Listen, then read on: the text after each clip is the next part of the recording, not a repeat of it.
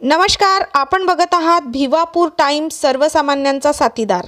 2 दिवसापासून सतत संततधार पावसामुळे भिवापूर नक्षी मार्गावरील मरू नदीला मोठ्या प्रमाणात पूर आलेला आहे।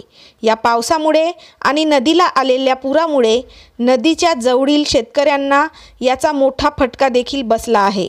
या पुरामुळे भिवापूर लगतच्या अनेक गावांचा संपर्क तुटला आहे। पावसाचा जोर वाढत असल्यामुळे जिल्हाधिकारी कार्यालयामार्फत जिल्ह्यातील सर्व शासकीय आणि खाजगी शाळांना सुट्टी देण्यात आली आहे।